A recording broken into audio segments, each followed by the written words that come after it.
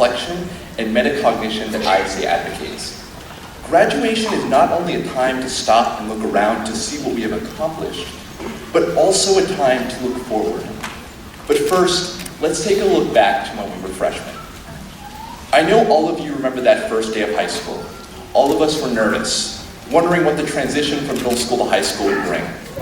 But once we walked into that auditorium and received this standing ovation from the upperclassmen, we knew this would be our home. We started to understand what it meant to be a Globie. Through starving at Heifer, to reporting at Munza, to aiding our communities through Make a Difference, together, we began our journey to become global citizens. During these experiences, we learned to empathize with others on a local level. Proceeding into sophomore year came with ease. We matured from our freshman selves and applied our newly found empathy to our interactions with our classmates within ISA. Expanding on our previous understanding of global citizenry, we examined the cultural interactions around us. Researching an Indigenous group for advocacy fair allowed us to recognize cultural differences and the issues involving assimilation. In addition, voicing our opinions on the role of nuclear energy in the world helped us realize that intercontinental issues are not simple dichotomies, and that as global citizens, we must prioritize the issues that ultimately improve our world. With junior year, our classwork pushed our skills to the limits. We investigated the issues that face our community every day in the Social Injustice Project, with projects ranging from women in media to the issue of local homelessness.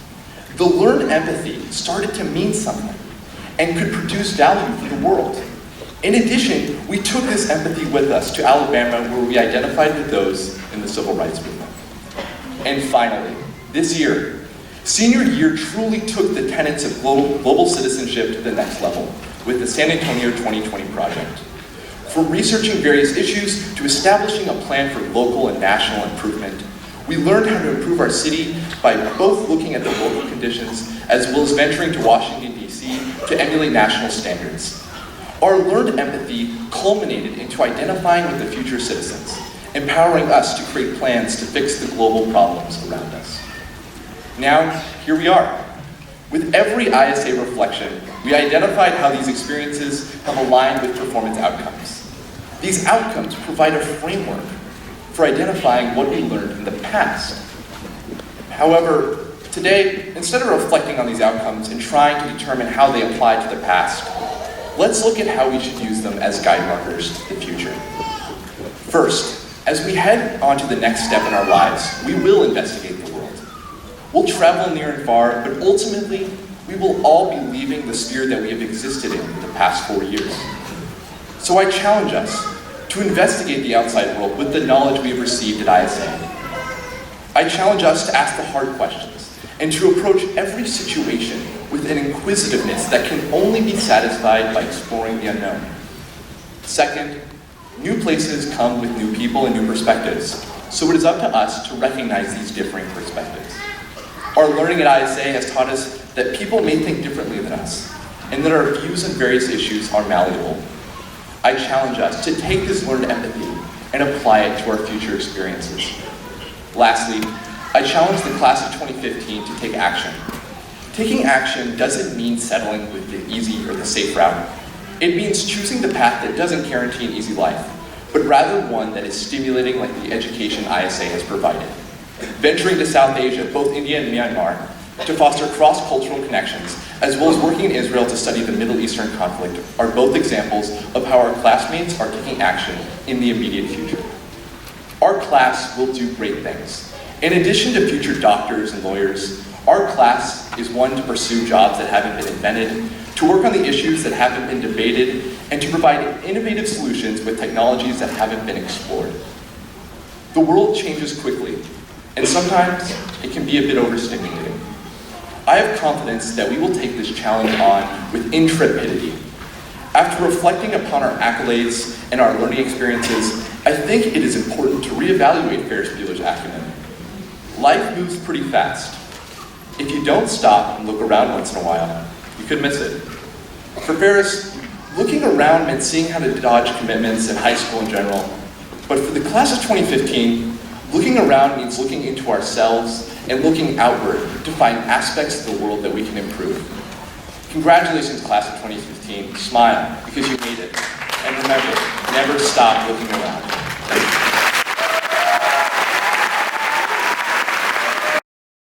Oh wow, I'm always just in awe and inspired by you guys. I'm so happy to be back here tonight. As Mackenzie said, I was lucky enough to spend 3 years with the class of 2015 as their school counselor before I moved away last summer. During our time together, we've been through a lot of ups and downs, a lot of successes, a lot of challenges, a lot of celebrations, a lot of laughter, and a lot of tears. As I take a look at you tonight, I go back to our junior rite of passage about a year ago, and I remember thinking, I'm so excited for these guys' senior year because they're going to have such amazing opportunities. And I've been listening from afar all year, hearing all of the wonderful things that are happening to you, and I couldn't be more proud. You, the class of 2015, are a special group. You have the academic drive and giftedness, your creativity, and your open-mindedness to new experiences makes you unique. And now, as we reflect on your high school experience, we are all, everybody in this room, we are infinitely more excited for your years ahead. Everything that has happened up until now has helped build your character. And as we send you out in the world tonight, we know you are prepared to pursue your dreams.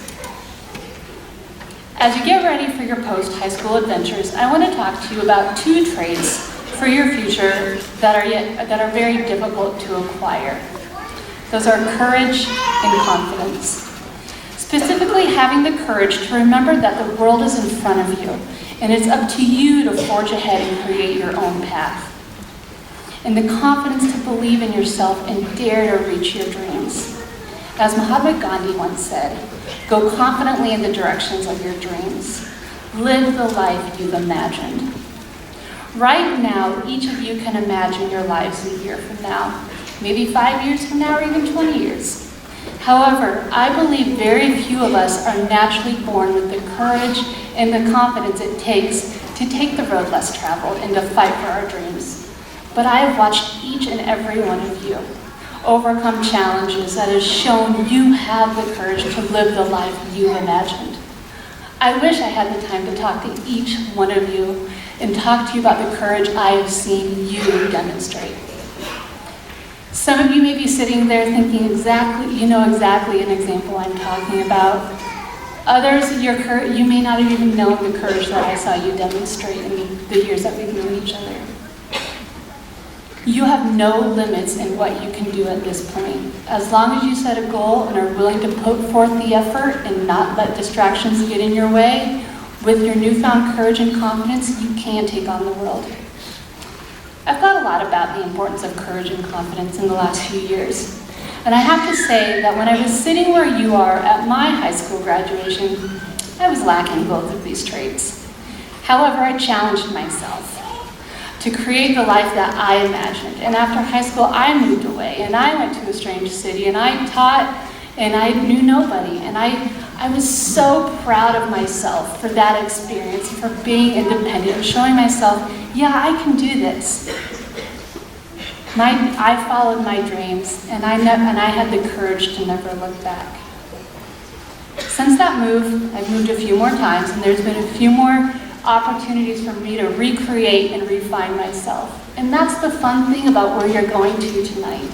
You get the opportunity to recreate and refine yourself every step of the way. You may hit some bumps. They may be big bumps. But when you look back, you'll be proud of yourself for taking that road and finding that path that you imagined. Never stop challenging yourself because you're afraid to start down that path that you don't know where it's going to end, and you will find yourself in a very wonderful journey. During your time at ISA, you have been preparing for this change. You have been given the skills to succeed after high school.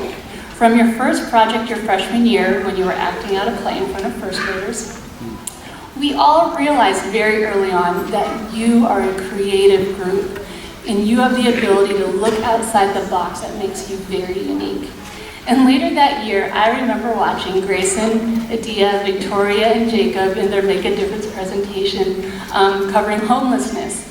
And I got to thinking, wow, as 14-year-olds, we already have the empathy and activism that you're going to build on in the next 4 years. In your sophomore year, you had not 14 teachers, you had 17 teachers. You got to join Mr. Anderson, Ms. Dusing, and Mr. Freeman in your hugely successful town hall debate with covering the nuclear energy. And then who can forget Mr. Anderson's introduction of 1984 with his face all over our school. It was each of you that taught them how to teach that year. And it's because of your energy and your excitement for learning that made each one of them come back to our campus and teach you again. during your civil rights trip is an experience that left a huge impact on me. Up until this point, I knew you were a special group academically and extracurricularly, but it was during this trip that I fell in love with each of you. I remember as the leader of the reindeer in Alabama, thank you Gabby for those wonderful t-shirts. I remember watching your class every day, and I would say things like, oh, I didn't know they were friends, or well, I've never seen those two talk together. And it dawned on me that of all the times I'd traveled on these trips, I had never seen a group take care of each other like I did with you. I never saw any one of you judge any of your classmates. And more importantly, I became what I consider the closest group of 120 students I've ever seen. You are a very, very diverse group, a class full of many unique people who may not always hang out on the weekends. However, you take each other at face value, and you honor each other's individuality in a way that inspires me and will be missed by your teachers and the ISA community. It is with the support from each other that has allowed you to follow your passions. Maybe you're studying medicine at UTSA, or getting ready to go pursue business in Miami, or you're going to go study theater in Ohio. And I hope no matter what your passion is, you stick with it. And when you're feeling alone, you can always remember these relationships that you have created over the last 4 years. And remember that no matter what you choose, everything comes back to relationships and serving others. When I decided to become a school counselor, I thought it would be great because I'll be able to serve others and I'll be able to make an impact on other people's lives. What I didn't know was the impact you would have on me. For example, as I walked down the halls of my new school, I found myself thinking about you guys so often. Just the other day, I saw something that I could have sworn it was Jess. And I thought, oh my gosh, but I would love to just sit down and talk to Jessica for a little bit. And as I was flying back to San Antonio yesterday, I found myself playing 2048 on my phone. And I thought, Nick DeVore is the first person I saw playing this game. And Mr. DeHart's 6th period English class last year taught me this game. And it's because of you that I hit 4096 yesterday. So thank you for that. Aside from the pop culture novelties that everyone must have, including teaching me how to put emojis on my text messages, you've taught me compassion, strength, and most of all, what a great character each of you have. Your character will be challenged again and again, and you will make mistakes. And you will feel like giving up at times. But remember, the character I have seen each of you demonstrate is how you have picked yourselves up from when you have fallen. As Helen Keller once said, character cannot be developed in ease and quiet.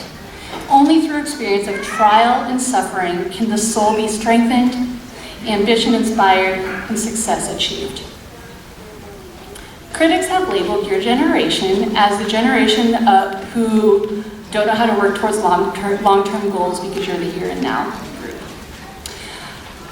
They may be worried about their workforce in the future, but I don't see that at all. Rather, I see a group that inspires me. I'm excited by your creativity, your ambition, your competitiveness coupled with compassion, and most of all, by the way I've seen each of you take care of each other and care for others who you don't know and you will never know. As my family and I prepare to bring babies into the world, I am so excited that you are going to be their leaders. So tonight I challenge you to continue down the path you've imagined. Continue to create your own path rather than following someone else's. You are the group that will change and improve the world. You have the confidence and the courage, and I admire each one of you, and I'm so excited that you will be the role models for the next generation. Thank you.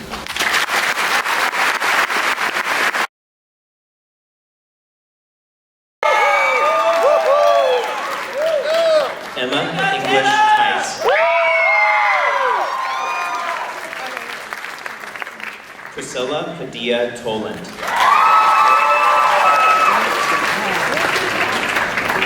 Ariel Adriana Trevino. Priscilla